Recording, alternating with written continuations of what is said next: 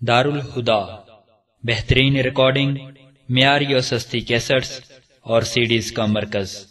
دارالہدا۔ نحمده ونصلی علی رسولہ الکریم۔ کی بات یہ ہے کہ محترم قاری عبدالخالق رحمانی صاحب کا مدلل اور پرجوش اتنا واضح موقف سننے کے بعد جہاد کے بارے میں اور جہاد کشمیر کے بارے میں اتنا واضح موقف سننے کے بعد حق یہ ہے کہ تقریر کی بجائے میدان جنگ کی طرف جانے کو جی چاہتا ہے۔ تو بھائی، یہ اشکالات، یہ توہمات، یہ وسوسے، یہ حیث بیس کی کیفیات، یہ سب اس وجہ سے ہوتی ہیں کہ جہاد نہیں ہوتا ہے، اور اس وجہ سے یہ کثرت سے اذہان میں پیدا ہو رہی ہیں کہ ایک کثیر عرصہ دراز سے جہاد کو ترک کر رکھا تھا۔ اب جب جہاد لاگو ہو چکا ہے، دنیا میں وہ جاری و ساری ہے، بالکل آپ کی پہنچ میں ہے، آپ کے پڑوس میں ہے، آپ کے بھائیوں پر حملہ ہے، ان کی مدد کے لیے آپ کے بھائی جاتے ہیں۔ اب کوئی اشکال، وسوسہ، وہم یا کوئی فقہی اشکال اس کے اندر، یہ صرف اس وجہ سے ہے کہ ہم نے جہاد کو جاری نہیں کیا تھا، ہم نے جہاد کو پڑھا نہیں تھا، ہم نے یہ سوچا ہی نہیں تھا کہ جہاد کسے کہتے ہیں۔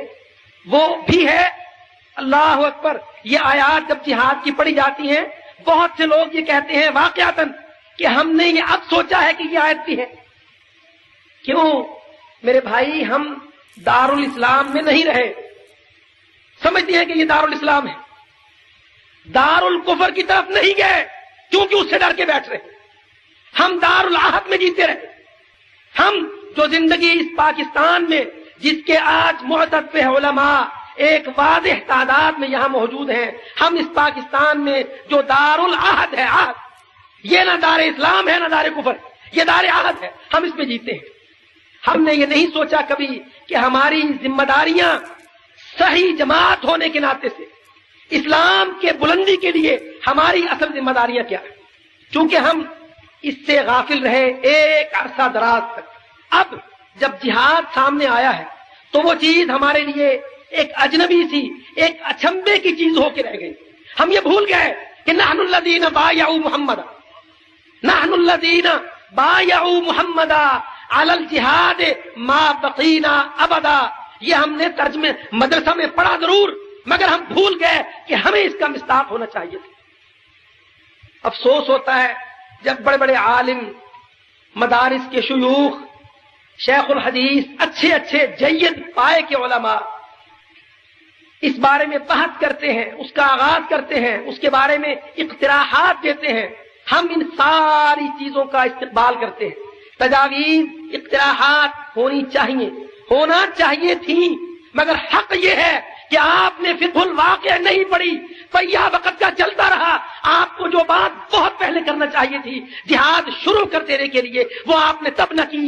ظالموں نے، کافروں نے، ملحدوں نے آپ پر حملہ کر کے جہاد کو جاری کر دیا۔ اب جو بھولے سیدھے مسلمان جہاد کر رہے ہیں، اب ہمارے بہت سے لوگ اپنے ذاتی اشکال کی بنا پر اس کے بارے میں عجیب و غریب تصور، تاثر پیش کرتے۔ یہاں تک فتویٰ لینے کی بات ہے میرے بھائی، بوسینا کا جہاد، آپ لوگ کتنے برسوں سے اس کے بارے میں معلومات سن رہے ہیں۔ یہی اسی اسٹیج پر محترم ابو عبدالعزیز اس کے بارے میں کتنی باتیں واضح کر چکے ہوں گے۔ اشکال اصل میں کیا ہے کشمیر کے جہاد کے بارے میں؟ میں ایک بات بطور مثال عرض کر رہا ہوں یہاں۔ کشمیر کے جہاد کے بارے میں ہمارے اہل حدیث بھائی یہ اشکال پیش کرتے ہیں کہ کشمیر کے باشندگان موحد نہیں ہیں، وہ توحید پرست نہیں ہیں، ان کے عقائد مشرکانہ ہیں، مزارات، قبور، غرضے کے جو فساد عقیدہ و عمل کا پاکستان میں موجود ہے وہی کشمیر میں موجود ہے۔ کشمیر کا جہاد، ان مشرکوں کی مدد، یہ کیسا جہاد ہے جو آپ کرواتے ہیں؟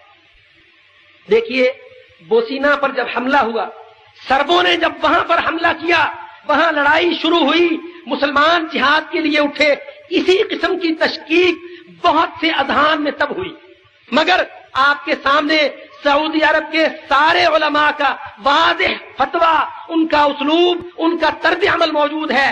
کتنے لوگ ایسے ہوں گے اس اجتماع میں جو مکہ مکرمہ میں، مدینہ منورہ میں یہ دیکھ کے آئے ہوں گے کہ سارے سعودی عرب میں باقاعدہ حکومتی حکم کے مطابق دعائے قنوت کروائی گئی، بوسینہ کے مظلوم مقہور مسلمانوں کی مدد کے لیے، ظالم سرب کی ہلاکت کے لیے فجر اور مغرب کی نماز میں باقاعدہ مجلس العلماء کے فتوے سے دعائے قنوت کروائی۔ اس جہاد کو جہاد مانا گیا، ان مجاہدین کی مدد کے لیے پورے ملک میں عمومی خصوصی ہر سطح پر مدد کی گئی۔ لوگوں نے اپنے اموال سے، اپنے انفس سے باقاعدہ بوسینہ کے جہاد میں مدد کی۔ نتیجہ آج آپ کے سامنے ہے۔ میرے بھائی، کشمیر میں آپ کے جو بھائی، مسلمان بھائی، جن کے بارے میں آپ کی صفوں میں طالب علموں کے ذہن میں یہ تشکیک پیدا ہو چکی ہے، یہ بات بار بار کہی جاتی ہے کہ ارے ان کی مدد کے لیے جاتے ہو، یہ تو مشرک ہیں، یہ قبر پرست ہیں، ان کا عقیدہ اچھا نہیں ہے، ان کے ہاں عمل کا فساد ہے۔ سب کچھ ہے، مانتا ہوں میں یہ کہ بالکل ہے۔ بوسینہ میں یہی کچھ تھا، شاید اس سے زیادہ فساد تھا، مگر ایک تو سبب یہ کہ ان تک دعوت صحیح پہنچائی نہیں گئی تھی، اور دعوت کے راستے میں کفر رکاوٹ تھا، اور دوسرا یہ کہ کافر جب ان کو مارتا ہے تو کیا سمجھ کے مارتا ہے۔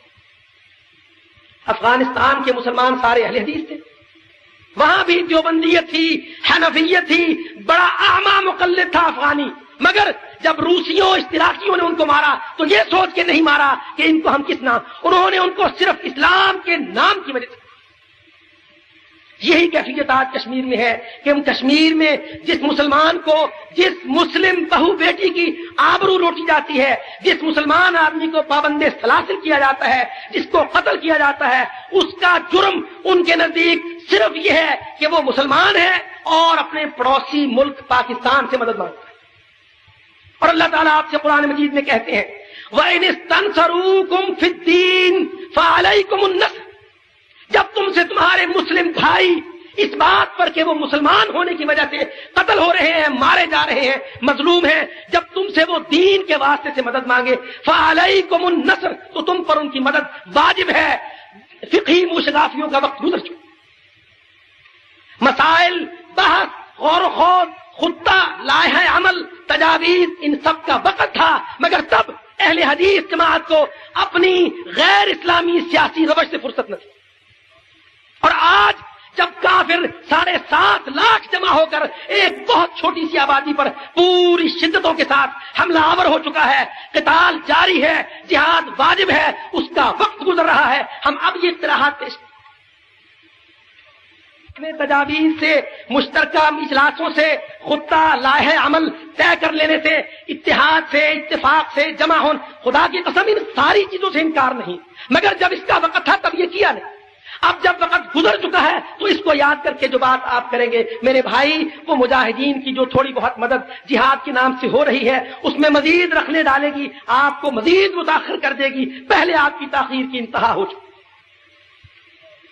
رہی یہ بات، اللہ اکبر، میرے ایک استاد، ایک جید عالم جن کو میں فعلاً قابل فخر سمجھتا ہوں، ان کا وجود اپنی جماعت میں، ان کی چند باتیں، اس کے علاوہ میرے معزز احباب جنہوں نے بات کہی، امارت کا، بیعت کا، ماں باپ کی اجازت کا، فرض کفایہ، فرض عین کا، یہ سارا مسئلہ اپنی جگہ ہے، مگر آپ دیکھیے صحابہ کرام کی تاریخ دیکھیے، خدا کی قسم تاریخ اس پر شاہد ہے کہ صحابہ کرام نے جب اس بات کو محسوس کیا کسی جگہ کہ اب یہاں اسلام کا یہ حکم ٹوٹ رہا ہے، اس کے خلاف ہم کو کھڑا ہونا ہے، تو امیر کی اجازت تک کا انتظار نہیں ہوا۔ مثنى ابن حارثہ رضی اللہ عنہ وارضاہ ابو بکر صدیق کے زمانے میں کسی فرمان نبوی کے خلاف کے تحت جہاد نہیں کر رہے، پہلے انہوں نے جہاد شروع کیا مدینہ منورہ سے توسیع بعد میں۔ حضرت مثنى ابن حارثہ کم از کم ہماری اہل حدیث مجلس کے علماء سے حضرت مثنى کا فقہی مرتبہ لاکھوں درجے بلند ہے، مگر مثنى اپنے علاقے میں جب انہوں نے دیکھا کہ ارتداد کا فتنہ، لوگ اسلام سے مرتد ہو رہے ہیں، خدا کی قسم مثنى اپنے چند ساتھیوں کے ساتھ تلوار پر کف ہو کے میدان میں کھڑا ہوا۔ بعد میں حضرت عمر ابو بکر صدیق نے ان کی توثیق فرمائی، مدد بھیجی، اقرار کیا ان کے عمل۔ کوئی آدمی طالب علم مجھے تاریخ سے، ہماری جو تاریخ ہے ہم اہل حدیثوں کی، کوئی آدمی یہ ثابت نہیں کر سکتا کہ حضرت مثنیٰ نے اعلان جہاد سے پہلے اپنے بحرین کے علاقے میں ابو بکر صدیق سے باقاعدہ اجازت نامہ طلب کیا۔ اس سے پیچھے چلیے آپ، ابو جندل رضی اللہ عنہ، کوئی طالب علم لائے یہ بات کہ ابو جندل نے جو قتل کیے تھے کافر، اللہ کے رسول سے اجازت لے کے پوچھ کی۔ ابو جندل جن کو صلح حدیبیہ کی اس شق کے تحت مسلمانوں کے ساتھ ہجرت سے منع کر دیا گیا تھا، جو وہاں سے بھاگ گئے، قافلوں کے گزرگاہوں پر کمین گاہ بنا کے بیٹھے، باقاعدہ انہوں نے قتال کیا، کتنے کافر قتل کیے، کتنے قافلے لوٹے۔ وہ یہ جان رہے تھے کہ میں اپنے اس عمل سے، یہ عمل جو ابو جندل نے مدینہ منورہ سے توثیقاً نہیں لیا، مگر ان کا یہ اجتہاد تھا کہ یہ جو قافلے گزر رہے ہیں یہ مال تجارت مدینہ کے مسلمانوں کے خلاف طرف ہوگا، میں نے یہاں ایک کمین گاہ بنا لی ہے، میں یہاں سے اس کو روک سکتا ہوں۔ انہوں نے قتل کیا کافروں کو، قافلے لوٹے، مال پکڑا، نتیجہ یہ ہوا کہ کفار مکہ ہاتھ باندھ کے کھڑے ہوئے مدینہ منورہ میں کہ یا رسول اللہ، اپنے اس مجتہد فقیہ ابو جندل کو بلا لیں، اسے منع کیجیے کہ وہ ہمارے ساتھ ہے۔ میرے بھائی، آپ جہاد شروع کر دیں، اللہ کی قسم کوئی اشکال نہیں ہو، آپ جہاد کے بارے میں بیٹھ کے سوچنے لگے کبھی جہاد جاری نہیں ہو۔ آخر اتنا تاخر، ہر بات میں آپ آگے رہنے والے، ہر بات میں آپ کا دعویٰ کہ ہم اماموں سے ہم آگے ہیں، فلاں سے ہم، بھائی ٹھیک ہے کہ آگے ہیں، جہاد کا مسئلہ، ارے اس میں اب جب جہاد جاری ہے، اب اس بات کی ضرورت ہے کہ مسلمانوں کے ذہنوں کو واضح کر کے ان کو بھیجا جائے کہ جاؤ ان کی مدد کرو، تاکہ کوئی مسلمان دنیا پر اس بات سے قتل نہ ہو کہ وہ مسلمان ہے اور اس کا مددگار کوئی۔ اب جب ضرورت اس بات کی ہے کہ ماں کو تربیت دی جائے، ان کو سمجھایا جائے کہ جب تمہارے بیٹے شمشیر پر کف جا رہے ہوں تو ان کی راہ میں رکاوٹ نہ بننا، اب ہم ماں سے اجازت کو ابن حجر کے بقول شرط قرار دینے لگے۔ کون یہ کہتا ہے کہ جہاد میں جانا ہے اس کے لیے ماں کی شرط ضروری نہیں؟ اللہ کی قسم میں مانتا ہوں کہ ماں باپ کی اجازت جہاد کے لیے ضروری ہے، مگر کب؟ ہر وقت، ہمیشہ نہیں، اس کا ایک وقت ہوتا ہے۔ جب آپ اتنی اچھی فقہی باتیں کرتے ہیں تو یہ بات بھی سنیے، جہاد جاری ساری ہو، عمارت اسلامی قائم ہو، مسلمانوں کی حشمت، شوکت، دبدبہ، رعب، سلطنت، حکومت یہ قائم ہو، سرحدوں پر جہاد جاری ہو، جہاد کا فرض ادا ہو رہا ہو، تب ایک ماں اپنے بچے کو روک سکتی ہے کہ وہ اس کی زیادہ محتاج ہے، جہاد اللہ کا شکر ہے جاری ہے، اللہ کا یہ فرض جو ہے یہ ادا ہو رہا ہے بندہ۔ مگر جب ساری دنیا میں مسلمان محکوم ہو، غلام ہو، پست ہو، قتل ہو رہے ہو، آبروئیں لٹ رہی ہو، عزتیں تاراج ہو رہی ہو، اب ایک ماں کہے کہ بیٹا تم میری اجازت کے بغیر جہاد کو نہیں جا۔ مسائل وہ نصوص جو آپ نے پڑھی ہیں میرے بھائی، ان نصوص کا تطبیق کے ساتھ ایک بڑا گہرا رشتہ ہوتا ہے۔ ابھی آپ چلنے دیجیے، اس دن کو واپس لائیے جس دن پر آپ پہلے تھے کہ اسلام دنیا میں بلند ہو، کفر دنیا میں صاغر ہو، ذلیل ہو، تب جہاں کہیں جہاد ادا ہو رہا ہوگا تب وہ فرض کفایہ ہوگا، کوئی بوڑھا باپ، کوئی ماں اپنے نوجوان بچے کو روک سکتی۔ اب آج اس وقت جب دنیا میں جہاد کا نام لینے سے ساری دنیا اس کے پیچھے اٹھ کھڑی ہوتی ہے کہ یہ ارہابی ہے، یہ دہشت گرد ہے، یہ فسادی ہے، ان کو روک دو، اب اہل حدیث جماعت کے اندر اس قسم کی تشکیک، شبہات، عجیب و غریب باتیں، اس سے سوائے اس کے کہ آپ حاصل ہونے والی کامیابی کو متاخر کریں یا اس کی راہ میں رکاوٹ ڈالیں، اس سے اور کچھ حاصل ہونے والا نہیں۔ اور حق یہ ہے کہ یہ ساری الجھنیں اس وجہ سے ہیں کہ ہم نے 200 برس برِ صغیر میں، یہ الجھنیں اس وقت بھی تھیں جب شاہ اسماعیل شہید رحمت اللہ علیہ جب وہ ہندوستان میں عالم جہاد بلند کر کے کھڑے ہوئے، خدا کی قسم تب بھی یہ الجھنیں آئیں، لوگوں نے مدد نہیں کی، نتیجتاً تحریک کمزور تھی۔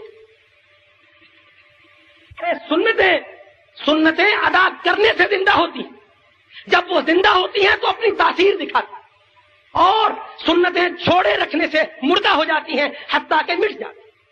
کتنے لوگ آپ میں سے اس بات سے واقف ہوں گے کہ جس وقت شاہ اسماعیل نے تحریک جہاد کا آغاز کیا اس وقت ہندوستان میں یہ غالباً 1821-22 کے لگ بھگ کا عرصہ ہے۔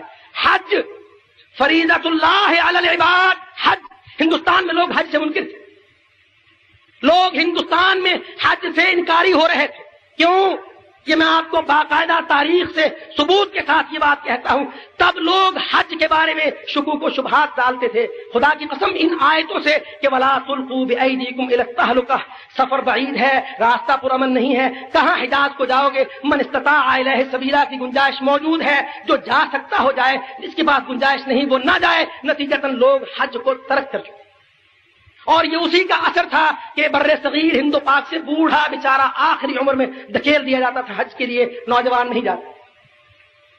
شاہ صاحب نے جب جہاد کی تحریک کو وہ لے کے چلے ہیں، سید احمد اور شاہ اسماعیل، یہ بات تاریخ کی ہے، آپ تقویت الایمان کے مقدمے میں اس کو پڑھ لیجئے۔ شاہ صاحب نے اعلان کیا کہ لوگوں سارے ہندوستان میں جو حج کے لیے جانا چاہتا ہے ہمارے ساتھ شریک ہو، ہم اس کا سفر خرچ اٹھائیں تاکہ سنت حج زندہ ہو۔ سنت حج سے کچھ ہجرت کی مشق ہوگی، کچھ جہاد پر سینہ کھلے گا، یہ تربیت تھی۔ 7 بحری جہاز ان دنوں شاہ صاحبان 7 بحری جہاز کرائے پر اپنے خرچ پر لے کے گئے، 800 کے لگ بھگ آدمیوں کو حج یہ حج تو متنازع چیز نہ تھی، لیکن نہ کر دینے سے اس کو ترک کیا گیا، اس کے بارے میں شکوک ڈالے گئے۔ وَلَا تُلْقُوا بِأَيْدِيكُمْ إِلَى التَّهْلُكَةِ سے دلیل پکڑ کے حج سے منع کیا جانے لگا۔ من استطاع الیہ سبیلا کی گنجائش سے کہ وہاں تو استطاعت کی شرط ہے، تیرے پاس استطاعت نہیں تو بیٹھ جا۔ بین ہی وہی ذہن ہے، چونکہ ہماری تربیت اس ماحول میں ہوئی ہے، ہم دارالعہد کے رہنے والے ہیں۔ دارالعہد کے معنی کیا ہے؟ کہ وہ بالکل دارالاسلام نہیں ہے۔ یہ پاکستان، یہ محمد علی جناح کا پاکستان ہے، یہ حضرت محمد رسول اللہ کا پاکستان نہیں۔ اگر حضرت محمد رسول اللہ صلی اللہ علیہ وسلم کا پاکستان ہوتا تو وہ دارالاسلام ہوتا، اور دنیا میں کسی دارالکفر کا وجود برداشت نہ کرتا۔ ہم چونکہ دارالعہد میں رہے ہیں، اس میں سارے ہم اشتراک باہمی کے اصول پر رہتے ہیں۔ ہمارے نزدیک تبلیغ، دعوت، جہاد صرف کوشش کا نام ہے۔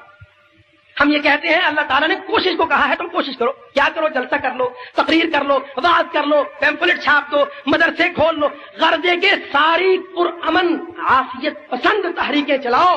ایسی نہ کوئی تحریک ہو جس سے انگریز کو نقصان پہنچے، وہ تمہارے خلاف کھڑا ہو جائے، یا تمہاری گردن کٹے، تمہارا بچہ یتیم ہو، تمہاری عورت بیوہ ہو، یہ کوئی کام نہ کرے کہ اللہ کے راستے میں یہ قربانی تم دو کیوں؟ مگر اللہ رب العزت نے جہاد کے جو معنی قرآن مجید میں جہاد کے معنی متعین کیے ہیں میرے بھائی، وہ قتال کے ہیں۔ قتل کافر کا کرنا، جواب میں اس سے شہادت لینا، یہ معنی قتال کے۔ جب اس جذبے کے تحت کوئی آدمی جاتا ہے خدا کے لیے، اس کے ذہن کو، ان کے اذہان و عقول کو، ان کی مساعی جمیلہ کو آپ اپنے شکوک و شبہات کی بنا پر کمزور نہ کیجئے کہ خدا نہ خواستہ آپ کسی طور کفر کی کوئی مدد کر رہے ہیں۔ میرے بھائی، زمانہ بہت تیزی سے چل رہا ہے، زمانہ بہت آگے نکل چکا، جو پیچھے رہ گئے بہت پیچھے رہ گئے۔ اب پکڑنے والا اس زمانے کو کون ہے؟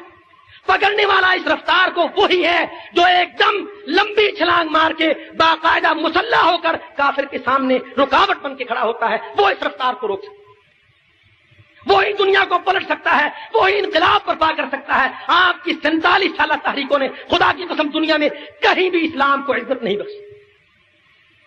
دینی جماعتیں، یہ احزاب دینیہ، اور اس کے ساتھ ساتھ احزاب دینی جمع سیاسیہ، ان ساری دینی یا سیاسی جماعتوں نے اللہ کی قسم کسی خطے میں اسلام کو عزت نہیں بخشی۔ اسلام دن بدن محکوم، بس خوار، نیچے سے نیچے جاتا رہا، ہر نوع کی ذلت اسلامیان پر مسلط کی گئی اور مسلمان اس کو برداشت کرتے، اور کافر مطمئن رہا کہ اس کا کام چل رہا ہے، مسلمان سوئے ہوئے۔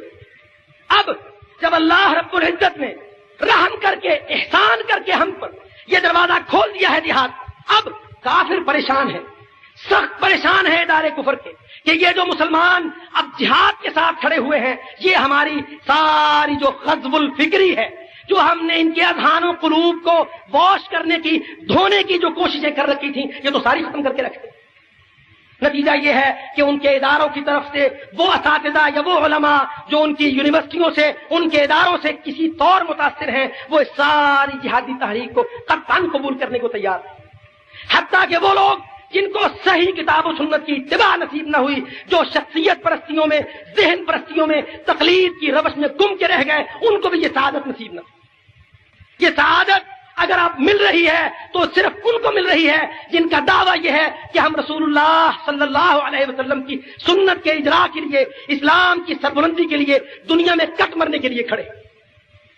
یہ وہم و وسوسے کی جو باتیں ہیں ان کے لیے کوئی الگ نجی مجلس کیجیے۔ انشاءاللہ تعالیٰ کوئی ساتھی اپنے ذہن میں جہاد کے بارے میں بالعموم، جہاد کشمیر و بوسینہ کے بارے میں بالخصوص کوئی اشکال رکھتا ہو، ہم اس کی ہر طرح سے تشفی کرنے کو تیار ہیں۔ وآخر دعوانا دارالہدا۔ سب سے پہلے میں آپ کو السلام علیکم ورحمۃ اللہ وبرکاتہ کہتا ہوں، اور اس کے بعد میں مختصر سے وقت میں ایک پیغام دینا چاہوں گا۔ فی الحقیقت یہ کوئی کانفرنس، جلسہ، ریلی، جلوس، پروسیشن، مظاہرات، یہ اس قسم کی گندی انگریزی فرانسیسی جمہوری اصطلاحات کا مظہر اجتماع نہیں ہے۔ میرے بھائیوں، یہ ایک پیغام ہے ایبٹ آباد کے بھائیوں کی طرف۔ پیغام کا متن یہ ہے، یہ طے ہے کہ اب غزوہ ہند برپا کریں گے۔ یہ طے ہے کہ اب غزوہ ہند برپا کریں گے۔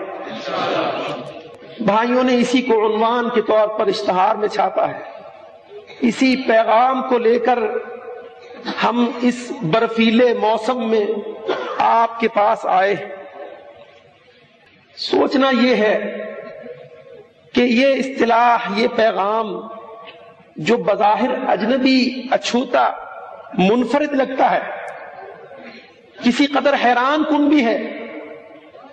سوچنا یہ ہے آپ کو اور ہمیں کہ یہ غزوے کبھی پہلے ہماری سیرت کا حصہ رہے، یہ غزوے کبھی ہماری عزتوں کی تاریخ کا حصہ رہے، یہ غزوے ہمارے جو تاریخ کے درخشاں دن تھے ان میں ہماری شان رہے۔ میرے بھائیوں، پڑھنے کو استاد، طالب علم، بچے، مولوی، ماسٹر، بزرگ سارے اسلامی تاریخ پڑھتے ہیں۔ اسلامی تاریخ رسول اللہ صلی اللہ علیہ وسلم کی سیرت طیبہ کے بیان سے شروع ہوتی۔